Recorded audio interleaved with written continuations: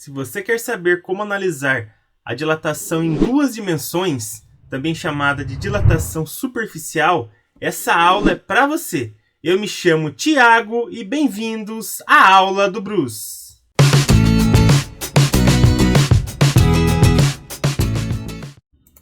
Nesta aula vamos estar abordando apenas a dilatação superficial, que é a dilatação em duas dimensões, mas se por acaso você perdeu as aulas sobre dilatação linear e dilatação volumétrica, eu vou deixar os cards aqui em cima no vídeo para vocês poderem assistir depois. Mas vamos lá. Por exemplo, se eu estiver analisando a dilatação de uma chapa metálica, a dilatação de uma placa, de um azulejo, vai ter duas dimensões que vão ser consideráveis, mas tem uma delas que é praticamente desprezível em relação às outras. Ou seja, todas vão acabar dilatando, porém uma delas não vai ser útil para a gente. Imagine o seguinte, eu tenho aqui uma chapa metálica, certo? E essa chapa metálica vai ser aquecida. Olha só, eu vou considerar apenas essa dimensão e essa dimensão. A espessura praticamente não vai interessar para a gente. Olha só, essa chapa tem uma área inicial que eu vou chamar de A0. E após o aquecimento, vai ter uma dilatação aqui, uma variação dessa área, que eu vou chamar de ΔA. E somando o A0 mais o que aumentou, eu vou ter uma área final que eu vou chamar de A. Tem livros que, em vez de usar A, utiliza S. Então, aqui seria S0, aqui ΔS e aqui S. Como que eu vou calcular essa variação de área, esse ΔA? Da seguinte maneira. Vou multiplicar a área inicial, que é o A0, vezes o beta. O beta é o coeficiente de dilatação superficial do material que ela é feita. Certo? Lembrando que cada material vai ter o seu beta. É diferente de material para material. Vezes a variação de temperatura. O quanto que aumentou aí essa temperatura.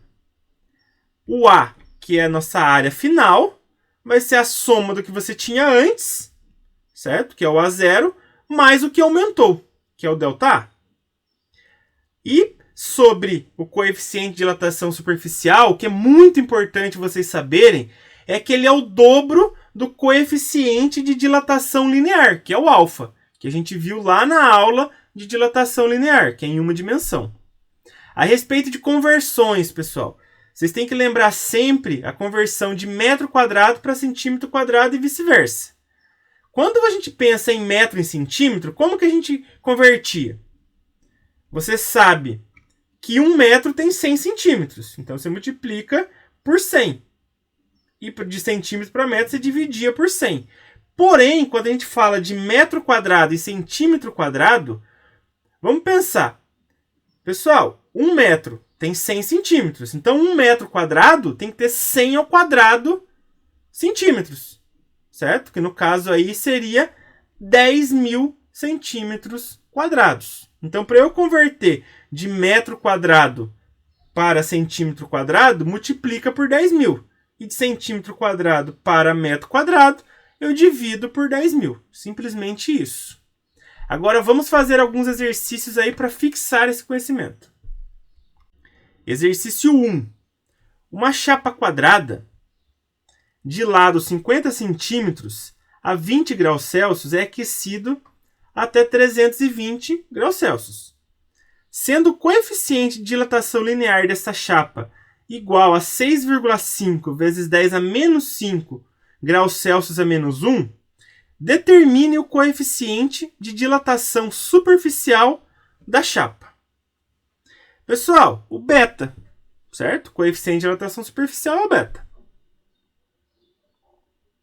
O beta é o dobro do alfa.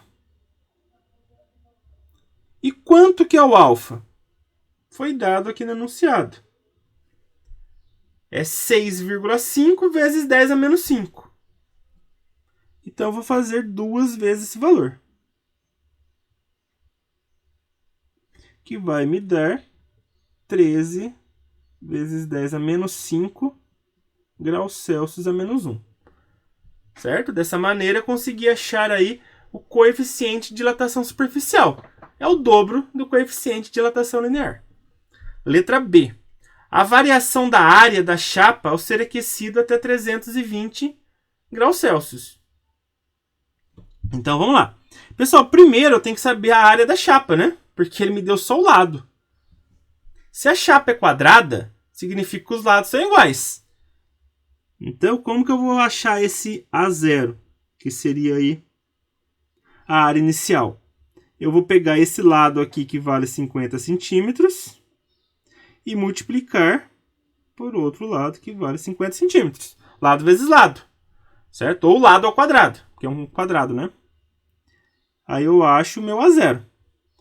Então, fazendo aqui 50 vezes 50, eu vou obter aqui 2.500 centímetros quadrados. Então, essa é minha área inicial. Agora, como que eu vou achar o quanto que ela vai variar se eu aquecer de 20 até 320 graus Celsius?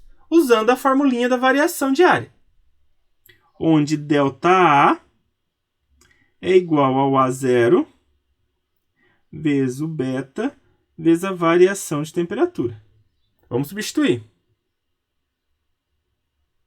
O A0 a gente acabou de calcular, que é 2.500. O beta a gente calculou na letra A, que é 13 vezes 10 a menos 5.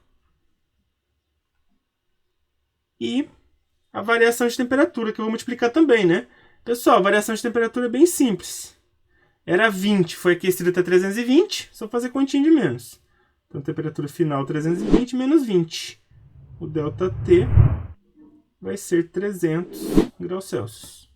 Então, aqui é só multiplicar por 300. Então, multiplicando tudo aqui, a gente vai ter 9.750.000 vezes 10 a menos 5. Pessoal, para eu sumir com esse 10 a menos 5 aqui, eu vou andar 5 casas para a esquerda. Certo? Que aí vai ficar 10 a 0, 10 a 0, não preciso mostrar. Então, eu vou andar 1, 2, 3, 4, 5. Então, o ΔA vai ser 97,5 centímetros quadrados. Isso daí é o quê? O que aumentou da área. Só que eu deixei em centímetros quadrados. E se você quiser converter para metro quadrado? Aí é só dividir por 10.000. Agora, olha a letra C. A área da chapa a 320 graus Celsius. Ou seja, vou ter que considerar o que aumentou. E como que eu vou achar essa área final? É só eu pegar a área inicial e somar com o ΔA. Então, somando aqui, a área inicial é 2.500 mais 97,5. E isso vai me dar 2.597,5 centímetros quadrados. Essa é a área final da chapa, após o aquecimento. Questão 2. A tabela a seguir apresenta os coeficientes de dilatação linear de alguns metais. Aí a gente tem aqui o ferro, que é 12 vezes 10 a menos 6, o cobre, que é 17 vezes 10 a menos 6, o alumínio, que é 22 vezes 10 a menos 6, e o zinco, que é 26 vezes 10 a menos 6. Uma placa de metal de área 1 metro quadrado a 20 graus Celsius é aquecido até atingir 100 graus Celsius, apresentando uma variação de 35,2 centímetros quadrados em sua área. O metal que constitui essa placa é o... Eu tenho que descobrir qual que é para a tabela. Pessoal, seguinte. Primeiro passo. Quando eu fizer um cálculo aqui de variação de área, eu vou conseguir achar o beta, que é o coeficiente de dilatação superficial. Só que aqui ele me dá o linear. Então, o resultado que eu achar do beta, eu vou ter que dividir por 2, né? Porque o coeficiente de dilatação superficial é o dobro do linear. Ok? Outra coisa importante, olha só. A área inicial está em metro quadrado e a variação da área está em centímetro quadrado. Eu vou deixar os dois na mesma unidade. É bem mais fácil eu pegar esse metro quadrado aqui e já multiplicar por 10.000, né? Que aí vai me dar 10.000 centímetros quadrados. Aí fica todo mundo em centímetro quadrado. A formulinha é ΔA igual a 0 vezes beta vezes ΔT. O ΔA eu sei que é 35,2. O A0 é 10.000 centímetros quadrados. O beta eu vou descobrir. E o ΔT, ele foi aquecido de 20 até 100, né? Então aumentou 80. Fazendo aqui 80 vezes 10.000, vai me dar 800.000 vezes beta. Agora eu vou passar esse 800.000 dividindo 35,2. Então vai ficar 35,2 dividido por 800.000. E isso daqui vai me dar 0,00044. Certo? Como aqui está todo mundo em 10 a menos 6, eu vou andar 6 casinhas para a direita, que aí eu deixo 10 a menos 6 também. Então o beta vai ser 44 vezes 10 a menos 6, né? Olha só, 1, 2, 3, 4, 5, 6. Só que, de novo, pessoal, isso daqui é o coeficiente de dilatação superficial. Mas aqui o que a gente tem é o linear. Então eu vou dividir por 2, certo? O alfa vai ser metade do beta, porque o beta não é o dobro do alfa. Então, pegando esse valor aí e dividindo por 2, eu vou ter que o meu alfa é 44 vezes 10 a menos 6 dividido por 2. E isso daqui vai me dar 22 vezes 10 a menos 6. Graus Celsius a menos 1. Então, no caso aqui, vai ser o alumínio. Letra D.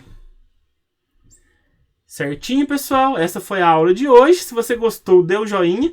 E não se esqueça, toda semana tem novas videoaulas aqui no canal. Um grande abraço a todos e até a próxima!